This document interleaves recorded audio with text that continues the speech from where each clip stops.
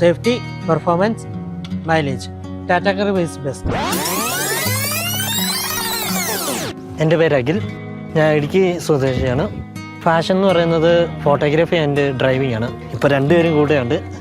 ടാറ്റ കർവാണ് ഞാൻ എടുത്തിരിക്കുന്ന വണ്ടി. ഇപ്പോൾ എനിക്കിപ്പം നമ്മുടെ ഇടുക്കി എന്ന് പറയുമ്പോൾ തന്നെ എല്ലാവർക്കും അറിയാലോ, കുറച്ചും കൂടി അഡ്വഞ്ചർ ഏരിയയും മലനിരകളുമാണ്.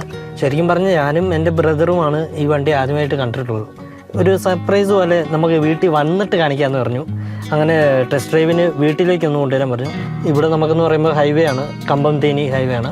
അങ്ങോട്ട് ഇറക്കി. വണ്ടി സൂപ്പറാണ്, അവർക്കെല്ലാം ഇഷ്ടപ്പെട്ടു.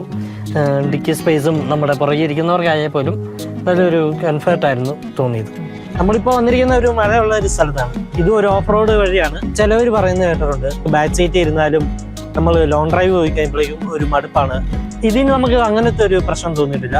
കാരണം എൻ്റെ കൂടെ വന്നവരും എല്ലാം പറഞ്ഞ എക്സ്പീരിയൻസ് ആണ്. ഇവർക്ക് ഈ വണ്ടിയുടെ ബാക്കിൽ ഇരുന്നാലും ലോങ് ഡ്രൈവ് പോകുന്നാലും ഒരു മടുപ്പ് വരുന്നില്ല. ഡ്രൈവിങ്ങും സ്മൂത്താണ്.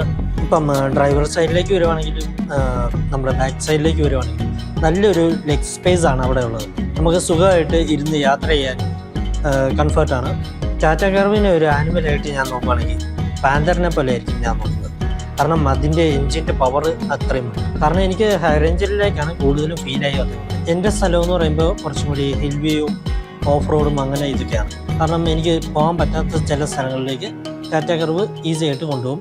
കാരണം ഗ്രൗണ്ട് ക്ലിയറൻസും എല്ലാം ഉള്ള വണ്ടിയാണ്. ഇപ്പോൾ ലോങ്ങുകൾ പോകുമ്പോഴേക്കും എനിക്ക് എക്കണോമി മോഡ് ആകുമ്പോൾ കുറച്ചും കൂടി മൈലേജും കാര്യങ്ങളും കിട്ടുന്നുണ്ട്. ട്രാഫിക്കും കാര്യങ്ങളൊക്കെ ഉള്ള സ്ഥലങ്ങളിൽ എത്തുമ്പോൾ സിറ്റി മോഡാണ് കുറച്ചുകൂടി ബെറ്റർ. നമ്മുടെ ഹൈ റേഞ്ച് ഏരിയകളിലേക്ക് കയറുമ്പോഴേക്കും സ്പോർട്സ് മോഡിലേക്ക് ഇട്ടാൽ നമുക്ക് എവിടെ വേണമെങ്കിലും നിർത്തിയാലും സ്റ്റോപ്പ് ചെയ്താലും സ്പോർട്സ് മോഡിലാണെങ്കിൽ ഈസി ആയിട്ട് കയറാനെല്ലാം പറ്റുന്നുണ്ട്. എൻ്റെ ബിസിനസ് പരമായിട്ട് എനിക്ക് കുറച്ച് ബൂട്ട് സ്പേസ് ഉള്ള വണ്ടികളായിരുന്നു. ഞാൻ അങ്ങനെ നോക്കിയപ്പോൾ ഇതിന് നല്ല ബൂട്ട് സ്പേസ് ഉണ്ട്. ഇൻറ്റീരിയറിലേക്ക് വരുമ്പോഴേക്കും സീറ്റിങ്ങിലുള്ള ക്ലോത്ത് ടൈപ്പ് എനിക്കത് ഭയങ്കരമായിട്ട് ഇഷ്ടം. ഒരു അട്രാക്റ്റീവ് മോഡലാണ്.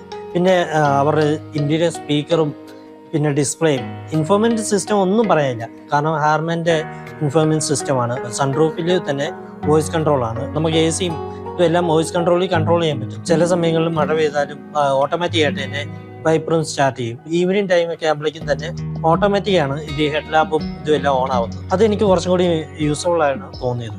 എനിക്ക് ബാക്കിയുള്ള ബ്രാൻഡുകൾ വെച്ച് നോക്കുമ്പോഴേക്കും ടാറ്റ എന്ന് പറയുമ്പോൾ കുറച്ചും കൂടി സേഫ്റ്റിയാണ്. നമ്മൾ ചില ബ്രാൻഡ് വണ്ടികളിൽ തൊട്ട് ചെയ്യുമ്പോഴേക്കും ഒരു പപ്പടം ചളുക്കുന്ന ഒരു ഫീലാണ്. പക്ഷേ നമ്മുടെ വണ്ടിക്ക് ഇപ്പോൾ ഓപ്പൺ ഡോറ് തുറക്കുവാണെങ്കിൽ പോലും ഒരു ഹെവി വെയിറ്റ് ആണ്. അപ്പോൾ അത്രയും ബോഡി ക്വാളിറ്റിയാണ് ഈ വണ്ടിക്ക് കൊടുത്തിരിക്കുന്നത്. പിന്നെ 5 സ്റ്റാർ റേറ്റിങ്ങിനുള്ള വണ്ടി ഉണ്ട്. സേഫ്റ്റിക്കുള്ള എയർ ബാഗും പിന്നെ വണ്ടി ബോഡി ബിൽഡും എല്ലാം ബെറ്ററാണ്. എൻ്റെ എക്സ്പീരിയൻസ് വെച്ച് എൻ്റെ ഫാമിലിയുള്ളവരോ എൻ്റെ സുഹൃത്തുക്കളോ ഒരു SUV-യിലേക്ക് നോക്കുകയാണെങ്കിൽ ഞാൻ റെക്കമെൻഡ് ചെയ്യുന്ന വണ്ടി എന്ന് പറയുന്നത് ടാറ്റ കർവ് ആയിരിക്കും. ടാറ്റ കർവ് എന്ന് പറയുന്ന ഒരു ഫ്യൂച്ചറിസ്റ്റിക് വെഹിക്കിളായിരിക്കും ഞാൻ എൻ്റെ ഒരു നിലപാടനുസരിച്ച്. Safety, performance, mileage. Tata Curvv is best.